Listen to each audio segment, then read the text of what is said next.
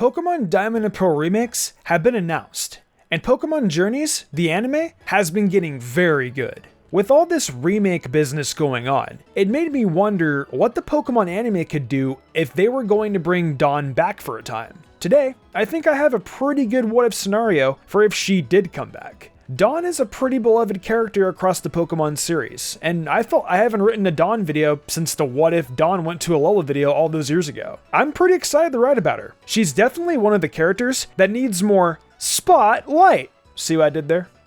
I know I'm terrible. But hopefully, you won't think this what if is. With that being said, let's bring Dawn back.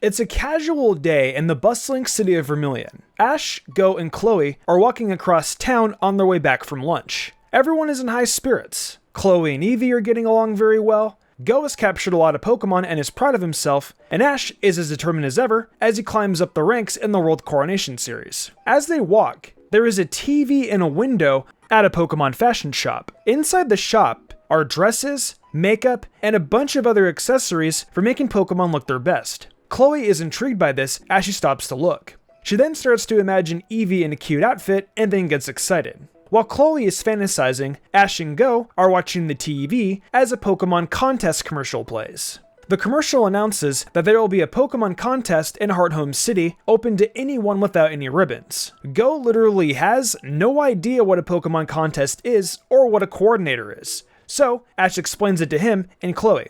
Ash mentions he's done a few contests in his time and he had a blast doing them. Go then becomes interested in the idea and asks Ash if he would want to go. Ash agrees to the idea and says, yeah, that could be fun. Chloe contemplates on the idea, but in the end says it's really not her cup of tea, even though the fashion piqued her interest a bit. The contest was in a few days, and Ash and Go needed to decide on which Pokemon they were going to enter. Ash looks at Pikachu and says, how about it, buddy? You want to do it for old time's sake? Pikachu responds with his little, you know it kind of response with a head shake. Ash has his answer, but Go is still thinking on which one of his Pokemon he should enter. With that said, Ash, Pikachu, and Go head back to see their Pokemon.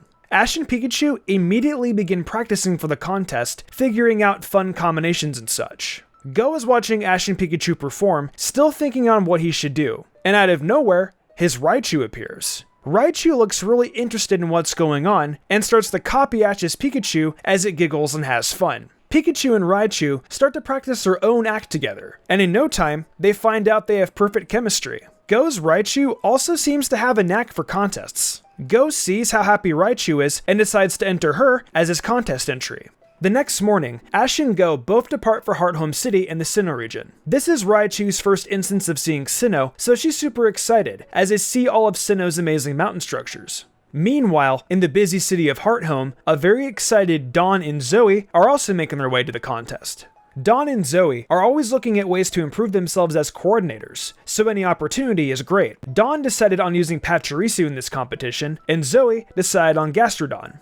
They eventually reach the contest hall where they are waiting in line for the competition. Ash and Go are also waiting, but are totally unaware of Dawn and Zoe entering. Dawn recently came up with a new Poffin recipe for electric Pokemon, and she gives one to Pachirisu. Pachirisu, being as cute and hyper as it is, gets super excited and decides to run around the contest hall in circles. Dawn chases after Pachirisu, and in doing so, gets distracted.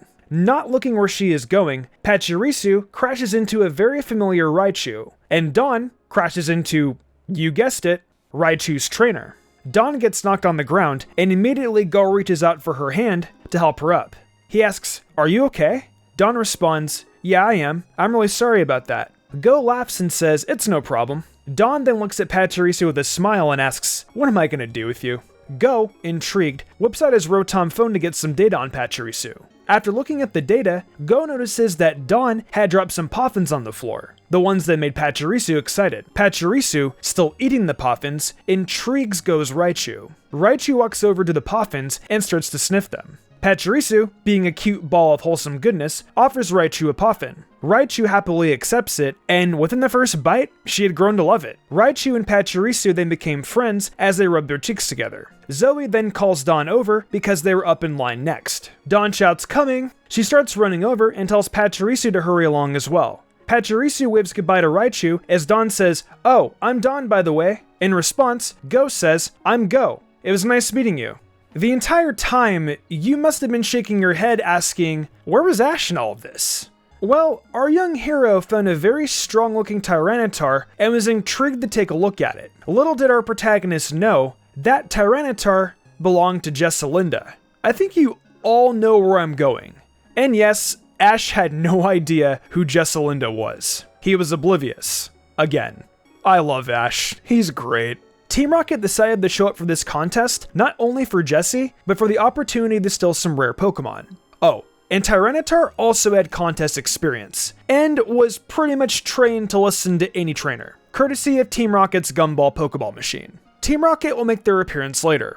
Back in the land of Go, though, Ash makes his way back, and they both enter the contest successfully. The appeal rounds begin shortly after the registration. For Ash's appeal, he and Pikachu put on a performance by launching electro webs in the air, having Pikachu jump up and Iron Tail through them. Pikachu showed great acrobatic ability, while also demonstrating creativity and a beautiful display of electric sparks. The crowd was actually pretty impressed.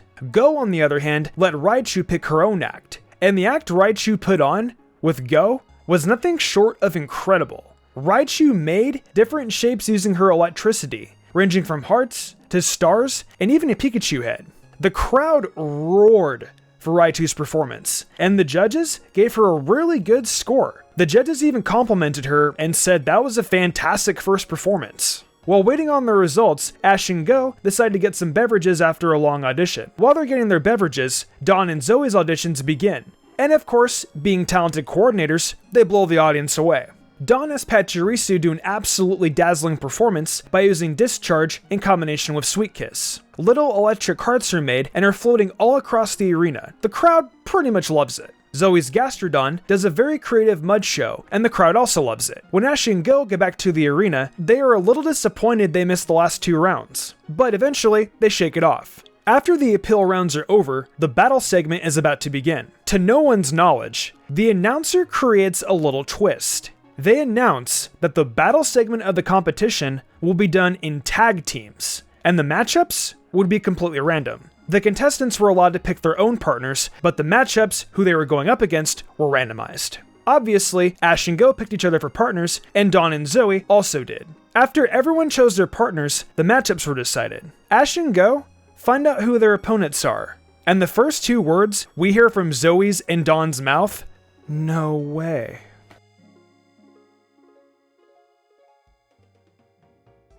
Well, that was pretty much the first part of this what if. I hate to leave you guys on a cliffhanger, but I've got to do a part 2 of this.